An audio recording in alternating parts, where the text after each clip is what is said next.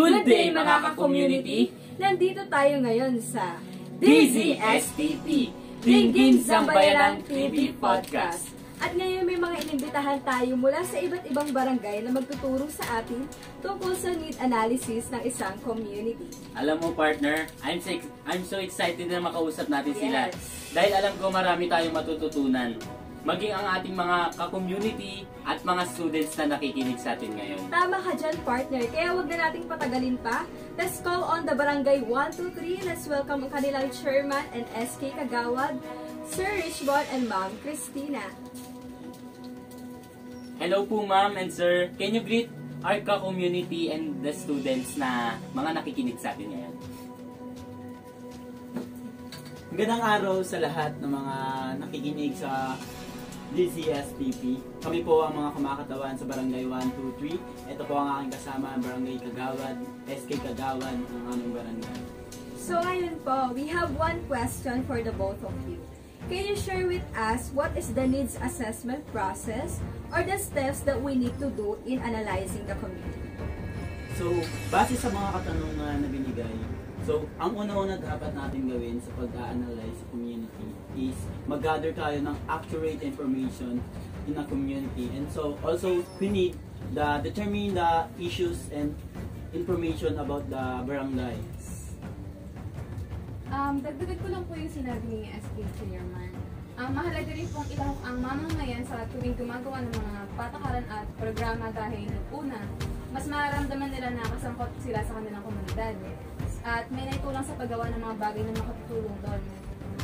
Ang pagsala rin po sa mamamayan sa paggawa ng patakaran ay nakatutulong na matiyak na ang mga desisyon ay ginawa ng may transparency at pananagutan.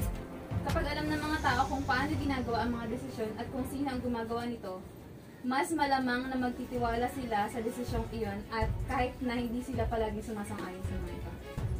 Kung gagawa rin po ng anumang mga pagbabago o pagpapahusay sa isang programa o patakaran, mahalagang suriin at pasahin kung gaano ito naging epektibo sa ngayon.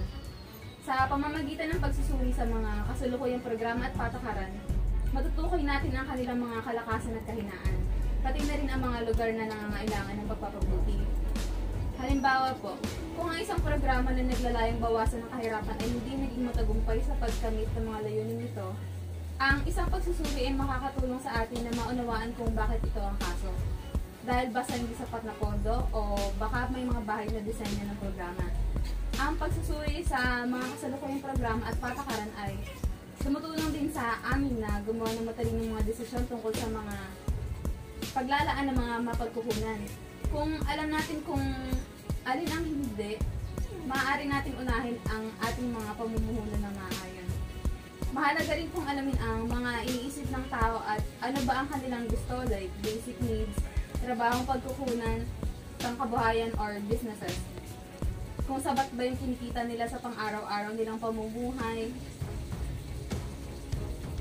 at makakaraos ba either mahirap or nakakaangat yung economic expansion.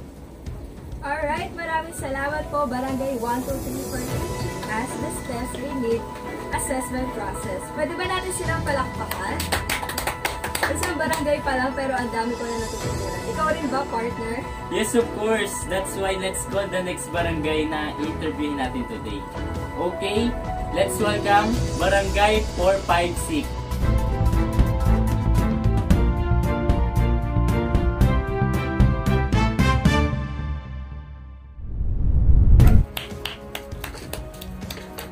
Welcome po, Sir Julius and Sir Ken. Mukhang malayong pinanggalingan nila po. Talaga. But maraming salamat po for giving us a time, lalo na po ang ating mga community na nanonood po sa atin ngayon. Partner, kung kanina meron tayong mga katanungan sa Barangay 123, abay syempre may inihanda rin tayong tanong sa 456. Wow, ano yun, partner? So this is my question. Ano po yung mga information essentials to the community needs assessment?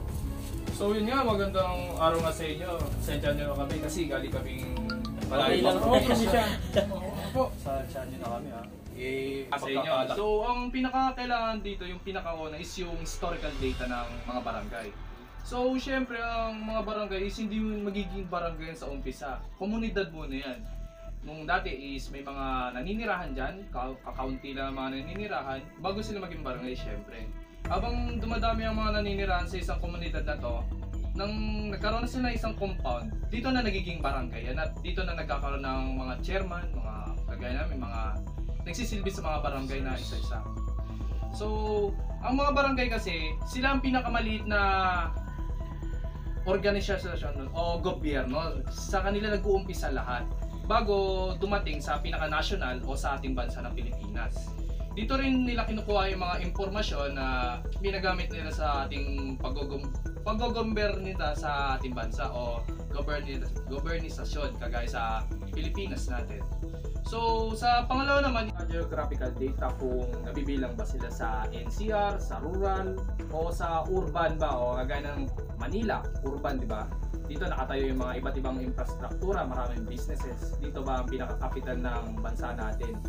So, masasabi natin sa geographical data is kung ang pinagkukunan dito is kung pwede bang tayuan ng barangay na to ng mga proyekto dahil masusuri yung lugar nila.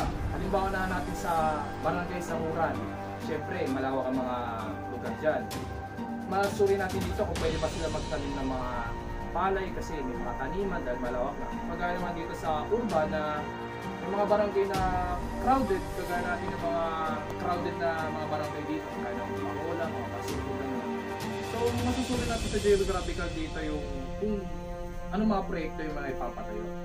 Sa sinabi ni Chairman, bilang isang manggagawa ng barangay, nakikita ko sa barangay namin na nagkakaroon kami ng problema sa political and legal data. Katulad na lang po ng mga botante, walang masyadong registered voters sa amin. At wala rin masyadong legal na mga resident yung na registered resident yung barangay namin sapagkat may kakulangan sa pagbabasa at pagsulat yung mga membro ng barangay. At the same time, kung titignan nyo ang aming census sa aming barangay sa probinsya is mas marami pong mga kabataan at matatanda. Na nakikita ko na problema sa amin is marami nga yung lupa namin, maraming sakahan, ngunit kulang kami sa katulad na naman ng pagpapatayo ng paaralan sapagkat napakalayo po ng paaralan, 1 kilometro pa bago makarating sa paaralan. So talagang lack of knowledge yung mga kabataan namin doon. At the same time, nasasabi ko din na marami ngang mga matatanda, so wala kaming access masyado sa ospital, kailangan pa namin lumawas ng munisipyo. So ang nais ng barangay sana namin is magkaroon ng magandang access sa ospital at paaralan. Nang sa ganun matuntunan yung maglagyan yung yung mga bata ng edukasyon at yung mga matatanda ng mga sapat na panggamot sa mga sakit nila. Yun po. So yun nga po, isa rin po dito yung economic data po namin. Kagaya nga po na sinabi namin, galing kami sa rural. Yung budget po ng barangay po namin, so ang pinagkukuhanan lang po is sakahan. So wala po kami pampagawa ng mga proyekto sa aming barangay. Ang inaasahan lang po talaga namin budget is yung galing sa gobyerno. Minsan tumitimbre din yung bigay ng gobyerno sa amin dahil nga sa kami taga-rural area, mababa lang binibigay sa amin. Tsaka ang pangunahin pamumuhay lang namin pagsasaka. So mahalaga po itong mga budget na to para kahit paano makapagpatayo po kami ng mga simpleng maliit na ospital para sa aming mga residente. Kasi kawawa naman po yung mga residente namin kung dadalaw pa sila sa malayong munisipyo, minsan may mga nag-aagaw buhay na naman po sa amin na maraming sakit. So yun po yung kadalasan yan. Opo, yun pa talaga yung problema sa amin. Yun po yung hinahanapan po talaga namin na solusyon yung sa budget po. So yun po.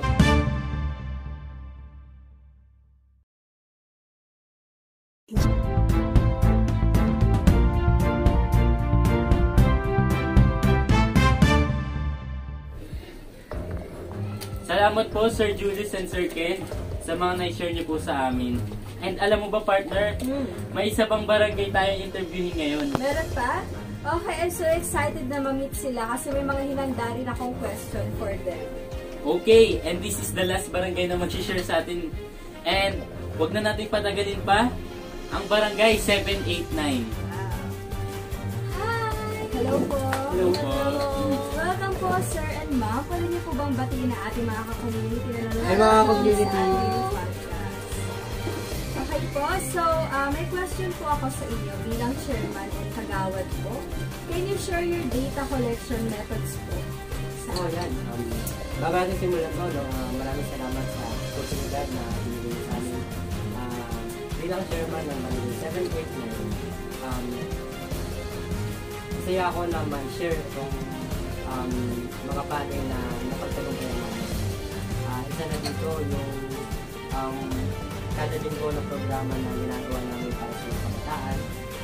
Hindi magiging posible yun kundi sa mga katulong ko na sa mga opisyalis na talagang handang maglingkod para sa barangay namin. At ayan nga, ayan ang gagawin ngayon. Okay, so first sa pag-data collection namin, we also do surveys. So, sa mga di po nakakaalam, what is survey? So, surveys is a kind of surveys and questionnaires involved in asking individuals in the community about their everyday needs. So, there can be implemented too. So, first, mailing questionnaires randomly selected members to the community. So, sa pag-select natin ng mga tao sa ating komunidad is makatulong ito sa pag-survey sa ating community. So, pangalawa naman is doing the phone survey. So, sa doing the phone survey is we can do chats or we can do Google Forms para hindi tayo mahihirapan sa pagkakandak ng surveys natin. Kumbaga, sa pamagitan nun, magiging organized yung ating pag-list ng mga pangangailangan ng tao sa ating community. And yung pangatlo is yung doing surveys and handling flyers sa ating mga assembly. So every time nagkakandak kami ng meetings sa aming barangay, we do handouts. Excuse me po. So we do handouts handouts kami ng mga flyers sa aming mga officials, sa mga tao na umaattend sa aming meetings. Kasi ito yung nakakatulong sa ating community na kumbaga malalaman namin yung mga pangangailangan nila at matulungan namin sila matugunan ito. And yung lastly, we do posting questionnaires sa the internet. So alam mo naman natin na wala na tayong phone survey, but it is not enough para ma-gather natin yung data sa ating community. So we do that, posting questionnaires on the internet, like Facebook. We have Facebook, Instagram, we have Twitter. So marami tayong pwedeng pagkuhanan ng mga surveys at makakatulong ito sa pag-collect ng data collection. So ayun, dagdag ko lang, no, gusto ko lang magpasalamat sa mga opisyalis ko dyan na talagang handang tumulong para sa komunidad natin. At kilala nyo kung sino kayo, alam nyo kung anong nagawa nyo, at masaya ako na naging parte kayo ng aking pagiging chairman sa komunidad natin. Thank you so much, sir and ma'am. Dahil sa mas naging malinaw na sa amin at maging sa ating mga community at sa sabi nyo ng mga data collection methods. Alright, I'm so grateful because I've learned something today, like what the basic principle of need analysis and of course, the importance of need. And that's all, kaya abangan po natin ang susunod nating interview with the community leaders dito lang sa DZSTP, Dinggin Sambayanan TV Podcast.